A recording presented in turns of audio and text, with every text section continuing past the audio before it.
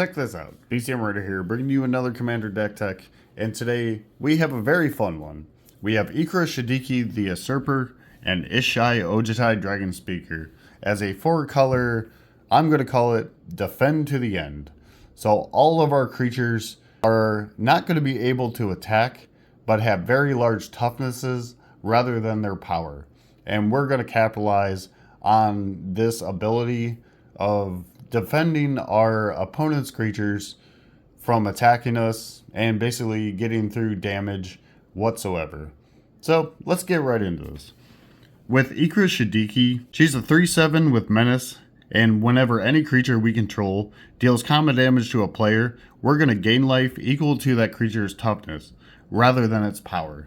Because every single player only wants their creatures to have the biggest power. So we're going to use the opposite end of that spectrum and focus on the toughness of creatures. With Ishai Ojitai Dragon Speaker being a 1/1 with flying, whenever any opponent casts a spell, we get to put a +1 counter on Ishai Ojitai Dragon Speaker. So if our opponents just want to cast stuff, we're going to make that commander even bigger. But let's get right into this. So we have Shield Sphere. All these creatures that are walls or have defender, they can't attack, but they're going to have very large toughnesses. So with Shield Spear, anytime this creature is blocked, we have to put a -0, -1 counter on this creature. Now we have Perimeter Captain. This is an 0/4, and whenever any creature we control with defender blocks, we get to gain 2 life. Now we have Walking Bulwark. This is an 0/3, but has an activated ability where we can pay 2 colorless, and until end of turn, target creature with defender gains haste and can attack as though it didn't have defender.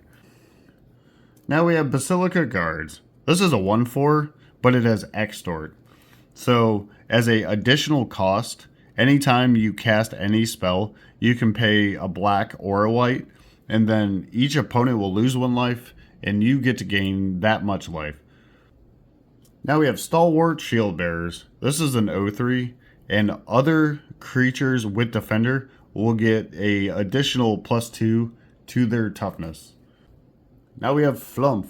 This is an 0/4 with flying, so it can block flyers, and whenever Flump is dealt damage, you and target opponent each draw a card. Of course, we have the iconic Wall of Blossoms. When it enters the battlefield, we get to draw a card. Similar to that, we have Wall of Omens. When it enters, we get to draw a card. Now we have my personal favorite wall. With Overgrown Battlement, it has an activated ability where you're going to add 1 green mana for each creature you control that has defender. Now we have a very old school one with Wall of Essence. Whenever damage is dealt to Wall of Essence, we get to gain a life. Now we have a very fun one. We have Blight Pile. This is a 3/3, but it does have defender, so it can attack. More importantly, it has a very unique activated ability where you pay 2 colorless and a black. When you activate it, each opponent is going to lose X life, where X is the number of creatures you control with defender. So the more walls you have, the more life your opponents are going to lose. Now we have a very good one. We have Wall of Denial. I like calling this Wall of No. It's an 0/8 with flying and shroud. So your opponent can't target it, and you can block all their flyers. Now we have Axebane Guardian. This one has a very good activated ability where you can add X mana in any combination of color, where X is the number of creatures with defender. Now we have Shield Wall Sentinel. This is a 1/3, and when it enters the battlefield, we get to search our library for any creature that has defender and put it into our hand. So he's kind of like a colorless wall demonic tutor. Now we have Wakestone Gargoyle. This is a 3/4 with defender and flying, and you can pay a colorless and a white. Then creatures you control with defender can attack as though they didn't have defender. Now we have my personal favorite with Tree of Perdition. This is a 0/13, and when you activate it, you get to exchange target opponent's life total with Tree of Perdition's toughness.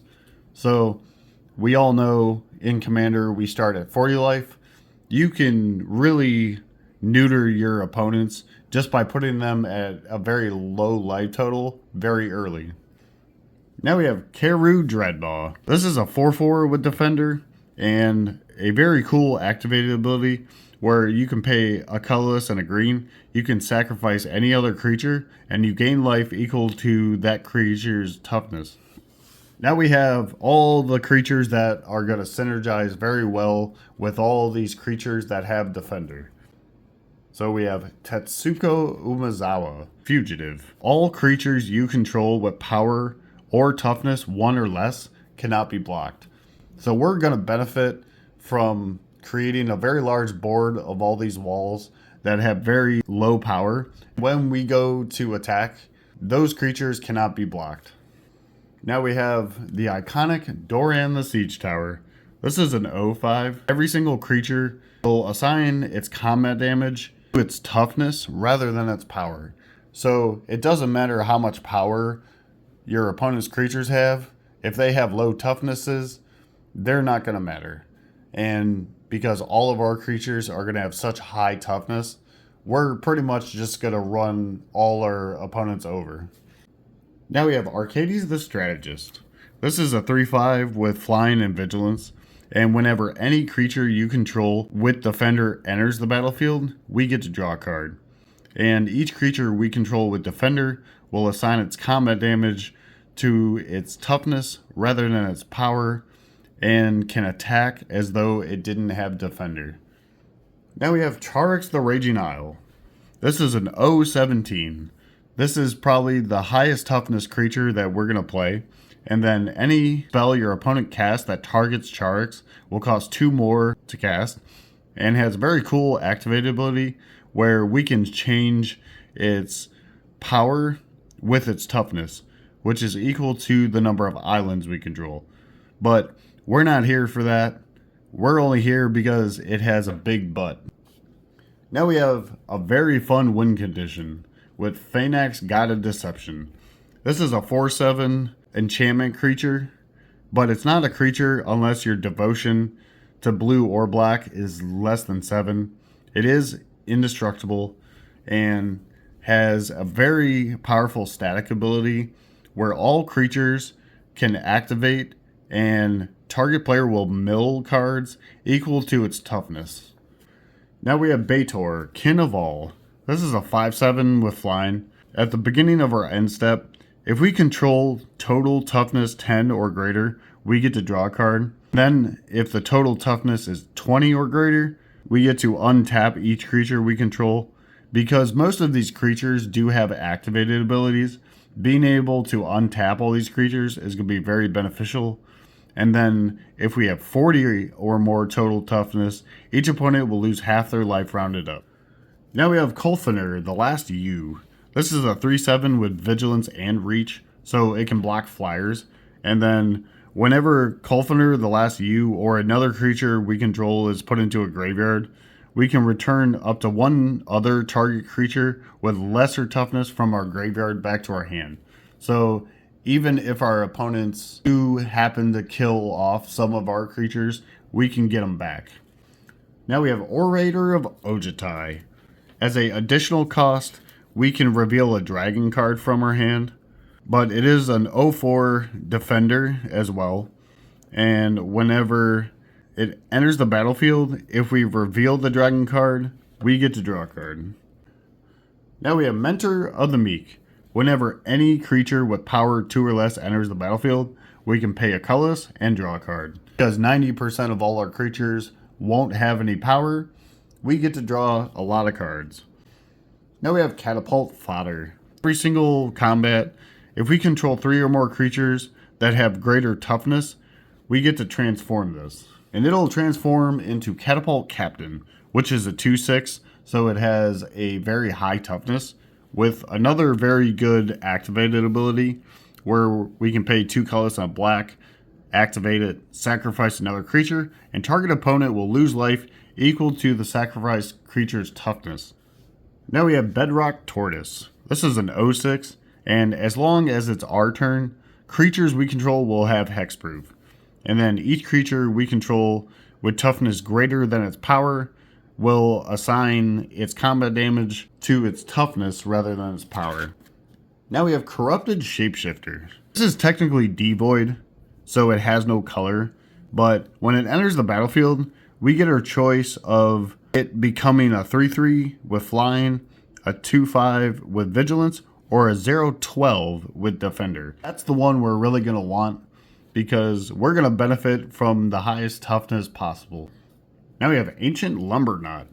Each creature we control with toughness greater than its power can assign its combat damage equal to its toughness rather than its power. We're going to have a lot of these effects. That way our creatures with the highest toughnesses will be able to deal the most amount of damage. Now we have Fecund Greenshell. This is a 4/6 with reach, and as long as we control 10 or more lands, all our creatures will get +2/+2. And then whenever Fecund Greenshell or another creature you control with toughness greater than its power enters the battlefield, we get to look at the top card of our library. If it's a land, we get to put it on the battlefield tapped. Otherwise, it's put into our hand. So it's kind of like drawing a card. Now we have the Pride of the Hulklade. It does cost 11 mana, but it's a 2/15 with defender. But this spell will cost X less to cast, where X is the total number of toughness we control. And has a very unique activated ability, which is going to benefit from creatures with its toughness. So for 2 colorless and 2 blue, until end of turn, target creature will get +1/+0, and then gain whenever that creature deals combat damage to a player, we get to draw cards equal to its toughness, and attack as though it didn't have defender. We do have one planeswalker that's really going to help us out. So we have Teo the Shield Mage. He has a static effect where we have hexproof, so our opponents can't target us. He's going to enter with 5 loyalty counters on it, and then -2, we get to create a 0/3 white wall with defender. Okay, let's get into the artifacts. Most of these are just mana rocks. So we have Soul Ring, Arcane Signet, Orzhov Signet, Dimir Signet, Azoria Signet, Golgari Signet, and Celestia Signet. Okay, let's get into the enchantments. First up, we have Assault Formation. Each creature will assign its combat damage equal to its toughness rather than its power, or we can pay a green. Then target creature with defender can attack that turn as though it didn't have defender. And then for 2 colorless and a green, creatures we control will get +0/+1 until end of turn. So if we produce a lot of mana with Overgrown Battlement, we can have all of our creatures have even more toughness. Now we have Brave the Sands. Creatures we control have vigilance. We want our walls to be able to block these creatures, and we're going to attack our opponents without tapping. And then each creature we control can block a additional creature. Now we have the Birth of Meletis.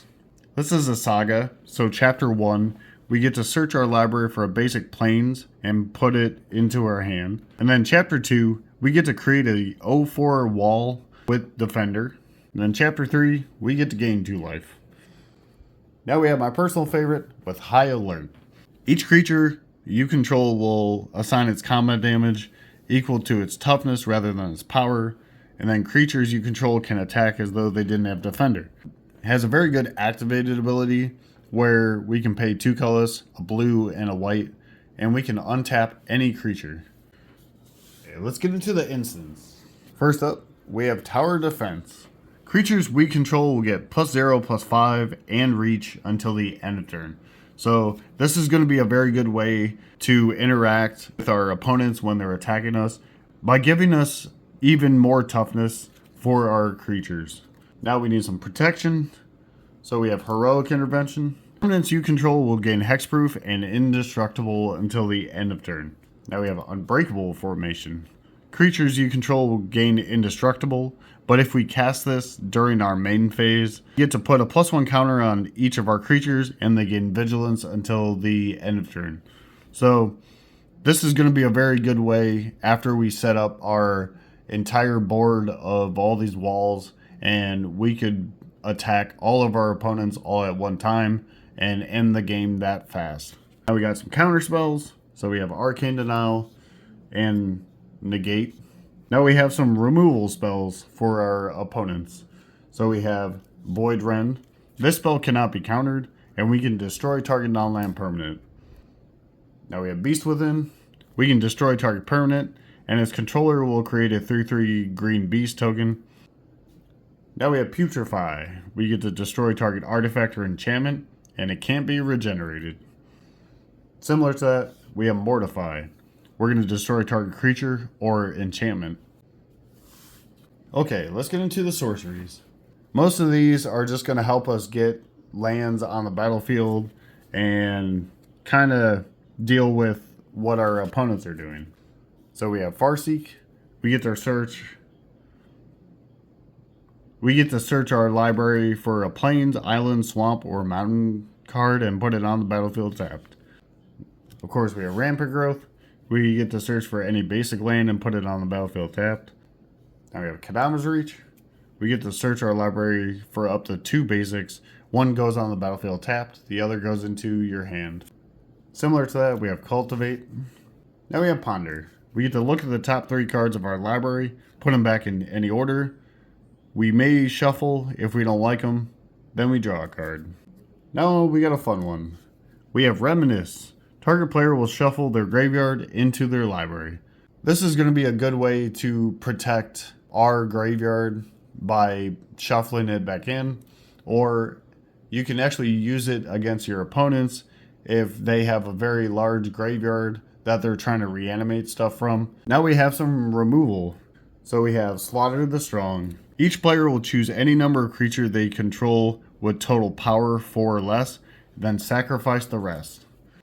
Now we have Expel the Interlopers. We can choose a number between 0 and 10. Then we get to destroy all creatures with power greater than that number. Of course, we have Austere Command. We can destroy all artifacts, destroy all enchantments, destroy all creatures with mana value 3 or less, or 4 or greater. Now we have Fell the Mighty. We get to destroy all creatures with power greater than target creature's power. Because we're going to target one of our defenders that has 0 power, we get to destroy basically every single creature that we don't want. Okay, let's get into the land base. This is a very simple land base. So we have Command Tower, Exotic Orchard. We can add 1 mana of any color that a opponent could produce. Now we have Path of Ancestry. This will enter tapped, but we can add 1 mana of any color that's within our commander's color identity. And then whenever we spend a mana to cast a creature spell that shares a type with our commander, we get to scry 1. Now we have Breeding Pool, Overgrown Tomb, Hallowed Fountain, Watery Grave, Temple Garden, and Godless Shrine. Now we have all of the tri-lands. So we have Sandstep Citadel, Arcane Sanctum, Opulent Palace, and Seaside Citadel. Now we have Restless Fortress. For 2 colorless, a black and a white, we can have Restless Fortress become a 1/4 white and black nightmare until the end of turn. And whenever that creature attacks, defending player will lose 2 life and we get to gain 2 life. The reason why Restless Fortress is actually a very good manland in this build is because it has a very high toughness and a very low power. Now we have some fetch lands. So we have Foreboding Landscape, Contaminated Landscape, Deceptive Landscape, and we have Access Tunnel. Access Tunnel is going to be very good because target creature with power 3 or less cannot be blocked that turn. And we're going to be drawing lots of cards. So we have Reliquary Tower. We have 7 plains, 2 islands, 2 swamps, and 5 forests. And that was the Commander deck for Ikra Shadiqi and Ishai Ojitai Dragon Speaker. I really hope you guys enjoyed this Walls Defend to the End build. This has always been a very fun strategy, especially in drafting, where creatures that have Defender or very high toughness can ultimately turn the tide of the game itself and it's a very unique strategy. But let me know in the comments below if you guys have any suggestions on how to improve this build, or if you just like it as a fun, casual kind of budget list. Let me know. I'll leave the link to the deck list from Moxfield in the comments below, like always. Till next time, be sure to like, comment, subscribe, share these videos, and I'll see you in the next one.